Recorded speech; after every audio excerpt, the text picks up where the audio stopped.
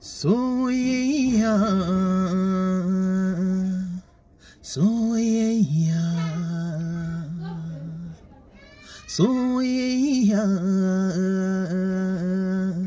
soyayya. Da fadin abin kamar cikin gurbin wasa, in zuciyar mutum ta numfasa, so zai tsiro ya fiddo kayansa. A samansa. To daga nan kwa yayi farkon tushe, daga haka zai fara girman reshe.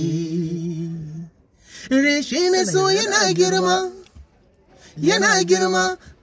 tana ta yaɗo ma, yaɗo ma, zuciya tana ta shan fama. Tana ta shan fama don tallafi take nema, tallafi take nema.